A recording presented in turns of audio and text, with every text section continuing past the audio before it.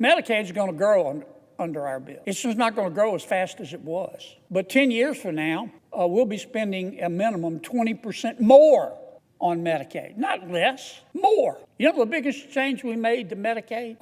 Work requirement. Now, the American people are the most compassionate people in the world. If you're hungry, we'll feed you. If you're homeless, we'll house you. If you're too poor to be sick, we'll pay for your doctor. We're generous people. But those who can work should work. And we've got some people on Medicaid who are perfectly healthy. They're not disabled. They don't have young kids at home. I'm not talking about a mom with a sick child in her arms. They don't have minor children at home. They just don't want to work. They want to get Medicaid, but they don't want to work. Those who can't work should work. And all our bill does is say, look, you can still keep your Medicaid, but if you can work, not if you're disabled, not if you're elderly, not if you're in a nursing home, if you're a healthy adult at home playing video games, you got to go look for a job. Welcome back to Hot News Today, your daily hit of raw, unfiltered political heat. Today, Senator John Kennedy exploded on the Senate floor, accusing lawmakers of raising your taxes by $4.3 trillion.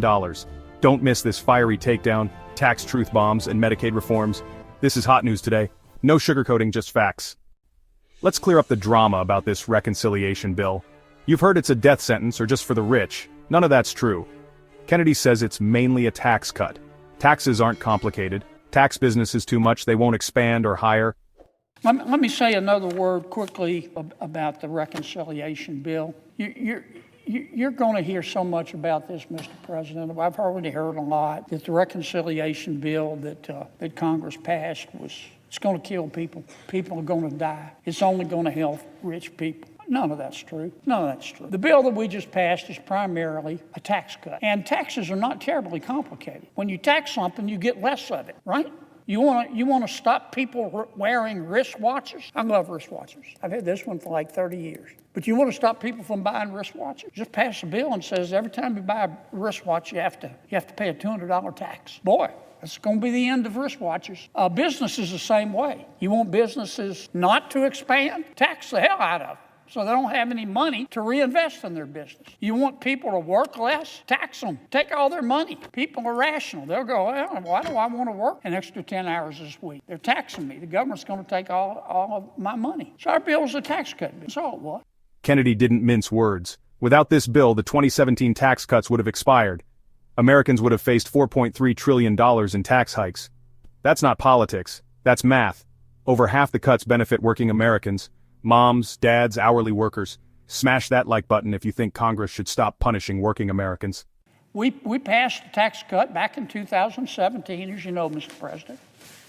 Those tax cuts would have expired at the end of this year. Hadn't passed this bill, taxes on the American people would have gone up $4.3 trillion. Not billion, $4.3 trillion. It would have tanked our economy. Our economy would have gone down like a fat guy on a seesaw. And some of my friends say, oh, you cut taxes on the rich. That's not true. That's just a lie.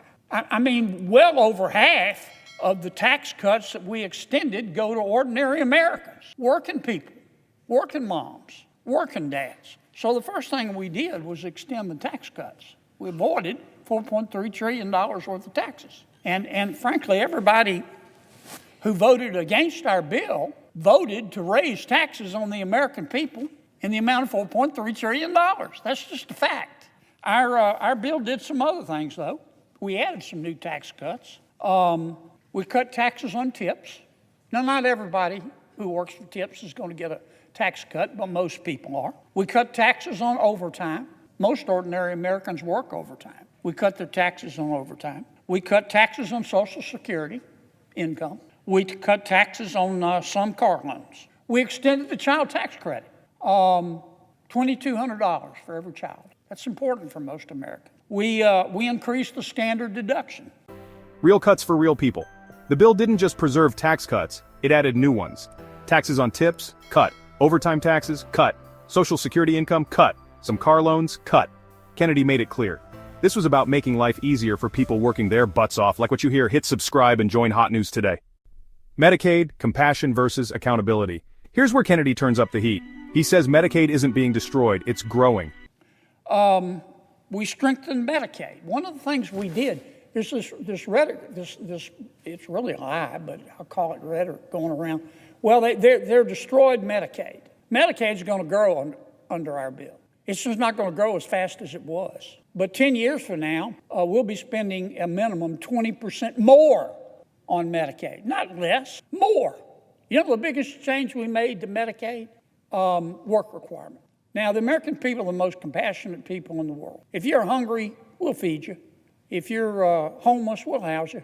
If you're too poor to be sick, we'll pay for your doctor. We're generous people. But those who can work should work. And we've got some people on Medicaid who are perfectly healthy. They're not disabled. They don't have young kids at home. I'm not talking about a mom with a sick child in her arms. They don't have minor children at home. They just don't want to work. They want to get Medicaid, but they don't want to work. Those who can't work should work. And all our bill does is say, look, you can still keep your Medicaid, but if you can work, not if you're disabled, not if you're elderly, not if you're in a nursing home, if you're a healthy adult at home playing video games, you got to go look for a job. And you got to work at least 20 hours a week. Not 40 hours a week, 20 hours a week. What's unreasonable about that? The other change, major change we made to Medicaid was some people, not most people, but some people when they sign up for Medicaid, they lie. They say, I'm only making $25,000 a year. Well, in fact, they might be making $75,000 or $100,000 a year. I'm not exaggerating. I've seen that happen. Just not out of control. This bill adds work requirements for able-bodied adults. Keep your Medicaid but work at least 20 hours a week. Plus eligibility checks because some people cheat the system. Comment below, should work requirements be mandatory for Medicaid? Securing the border and funding defense. This bill delivers major new funding for border enforcement and military readiness. The two things this bill did, and then I'll move on quickly to my other subject. It provided more money for border enforcement. Now, I know there are many people in America and there are many people in the Senate who believe in open borders. I respect that. They may not say it, but they do. They just think the border ought to be wide open, and they think that if you believe in secure borders, you're a racist. I don't agree with them, but this is America.